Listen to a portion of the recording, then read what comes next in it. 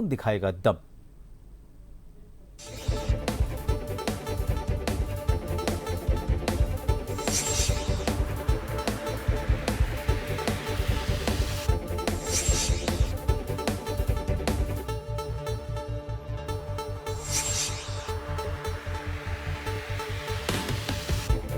राजस्थान की सियासत में पिछले एक दशक को देखा जाए तो उपचुनाव में कांग्रेस को बढ़त मिलती रही, फिर चाहे सरकार किसी भी पार्टी की क्यों ना हो। लेकिन पिछले वर्ष नवंबर में हुए उपचुनाव में भाजपा ने इसकेतर कांग्रेस पर बढ़त तो हासिल की ही, साथ ही चौंकाने वाले परिणाम लाकर अपनी ताकत को विधानसभा में बढ़ाने का काम भी किया। लेकिन अब एक बार फिर से उपचुनाव की तैयारियां होने लगी हैं। अंता विधानसभा सीट खाली होने के चलते अब पार्टियां जीत के समीकरण तलाशने में जुट गई हैं। कांग्रेस प्रदेशाध्यक्ष गोविंद सिंह डोटासरा ने कंवरलाल की सदस्यता खत्म करने में देरी का हवाला देते हुए ये भी कह दिया कि जब भी चुनाव होंगे कांग्रेस जीत का परचम लहराएगी। देरी से निर्णय किया, ये हमारे सबके लिए ठीक नहीं है। लोग की विधानसभा अध्यक्ष जी उन्हीं नियम परंपराओं और नियमों की पालना करेंगे। इसमें जो समय लगाया गया ये हमारे सबके लिए अच्छी बात नहीं है, हमारी परंपराओं के लिए अच्छी बात नहीं है। फिर भी देर आए दुरुस्त आए, फैसला हो गया, चुनाव होगा। चुनाव आयोग जब भी डेट डिक्लेयर करेगा मैं समझता हूँ कि वहाँ पर कांग्रेस पार्टी जीतेगी।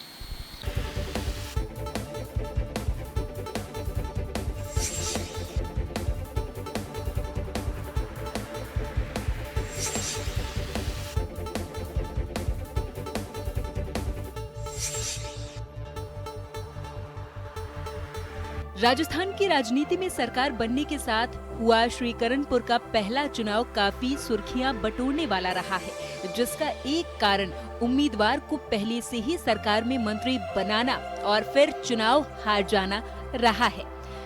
हालांकि इसके बाद बागीदौरा में भी भाजपा का कमल नहीं खिल पाया। यहां से भाजपा ने अपने गेम प्लान को बदला और फिर लोकसभा के बाद 7 सीटों पर हुए उपचुनाव में जीत का परचम लहराते हुए सबको चौंका दिया।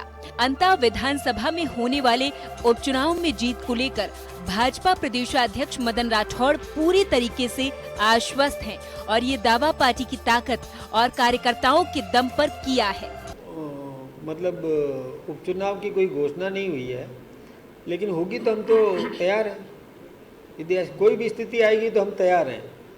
हमारे यानी हमने तो पहले भी जवाब दिया है और भी जवाब देने की हम स्थिति में हैं। हमारा संगठन मजबूत है और हर परिस्थिति के लिए हमारा संगठन तैयार है।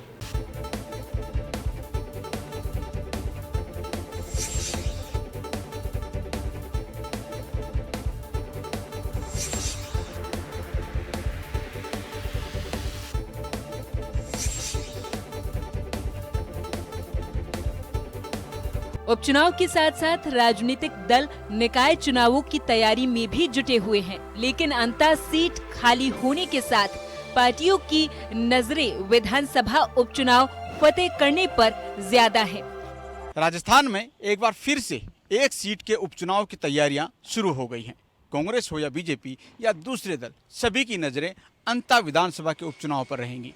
बीजेपी ने भी अपने उम्मीदवार टटोलने की पूरी कवायद यहाँ पर शुरू कर दी है, लेकिन ये जरूर कहा जा सकता है कि बीजेपी पिछले 5 सीटों के उपचुनाव की जीत के बाद में उत्साहित नजर आ रही है, लेकिन कांग्रेस यहाँ से एक बार फिर से अपनी जीत तलाशने की पूरी कोशिश करेगी। अब देखना होगा कि इस उपचुनाव की जो परीक्षा है इसमें कौन सफल हो पाता है। सहयोगी रामकिशन सैनी के साथ अनिल सेन, जन टीवी जयपुर।